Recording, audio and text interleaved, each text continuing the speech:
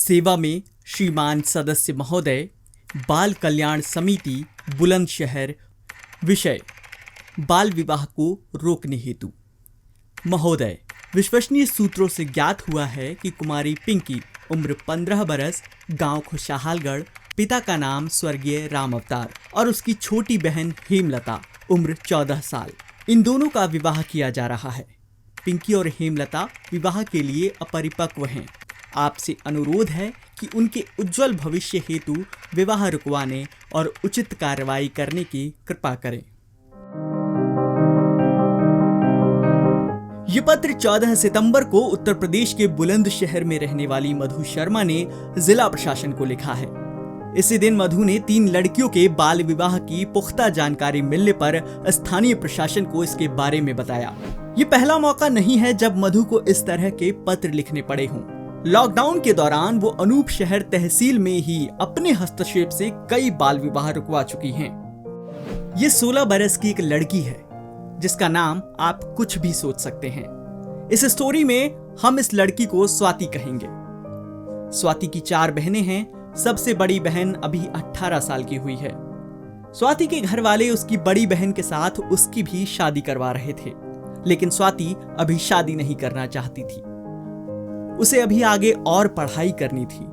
जब घर वाले नहीं माने और कार्ड तक छपवा दिए तो स्वाति ने मधु मैडम को फोन किया।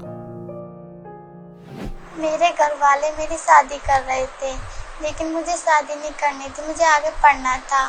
और मेरी 4 बहन है, एक भाई है सबसे छोटा, जिसमें मैं दूसरे नंबर की थी। दोनों बहनों की एक साथ शादी हो रही थी, लेकिन मैं करना नहीं चाहती थी।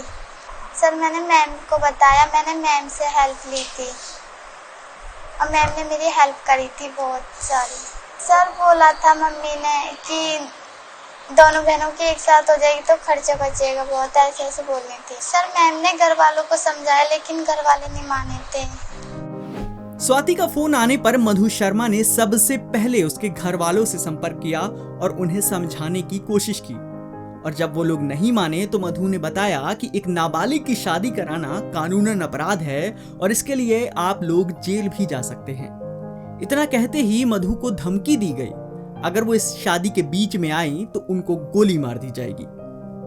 मैं इसके घर गई, इसकी मदर से मैंने बात की, लेकिन वो मेरी कोई भी बात सुनने के लिए तैयार नहीं थी। फिर मैं दोबारा भी उनके घर गई। मैंने कहा हो सकता है आज उनकी समझ में कुछ आ जाए, लेकिन उन्होंने मेरी कोई बात नहीं मानी और बल्कि मुझे कहा कि मैडम शादी हर हालत में होगी, चाहे जेल हो जाए मुझे। फिर इसके पापा बहुत नाराज थे मुझसे। उन्होंने कहा कि गोली मार दूंगा उनको और जेल भिजवा दूंगा। स्वाति के घर पुलिस पहुंची तो मम्मी पापा मान गए, लेकिन बाद में स्वाति ने अपनी माँ को ये कहते सुना कि बड़ी बहन की शादी के वक्त इसे भी फेरों में बैठा दिया जाएगा, क्योंकि एक बार शादी हो जाए तो फिर कोई क्या कर लेगा। जो इसके रिलेटिव थी लेडीज, जैसे इसकी बुआ वगैरह, जो एजिड महिलाएं थी, उन्होंने पूछा कि इसकी शादी क्यों नहीं कर रहे हो, तो इसकी मदर ने कहा कि आप सब लोग चुप रहो और हम फेरे पर सीधे बैठा देंगे। तो वो इसने खुद ने सुन लिया था या इसकी किसी सहेली ने बताया था, तो इसको ये लगा कि ऐसा हो गया तो क्या होगा, तो फिर पुलिस भेज दी थी। फिर पुलिस काफी टाइम रही। मधु शर्मा बताती हैं कि बेटी की शादी इन लोगों के लिए जीवन की सबसे बड़ी जिम्मेदारी होती है। ये लोग कम उम्र में ही बेटी की शादी से मुक्त होना चाहते हैं और लॉकडाउन इनके लिए एक मौका बन गया है। लॉकडाउन के दौरान जो है वो खर्चा नहीं हो रहा है, लोग बहुत कम शादी में इनवाइट किए जा रहे हैं, तो खर्चा बहुत कम है, तो उसका फायदा उठा रहे हैं। महिला एवं बाल विकास मंत्री स्मृति ईरानी ने हाल ही में राज्यसभा में कहा है कि लॉकडाउन के दौरान बाल विवाह में कोई तेजी आई हो, ऐसा कोई डेटा फिलहाल उपलब्ध नहीं है।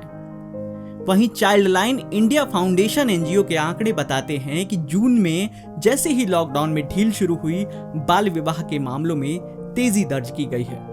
इस साल जून और जुलाई में पिछले साल की तुलना में 17% ज्यादा शिकायतें दर्ज की गई हैं। बुलंदशहर जिले के इन छोटे से कस्बों में रहने वाली बच्चियों की किस्मत तो अच्छी रही कि उनके पास कोई ऐसा था जिसने उन्हें बाल विवाह से बचा लिया, लेकिन देश के अधिकतर बच्चों के पास ये मौका भी नहीं होता है।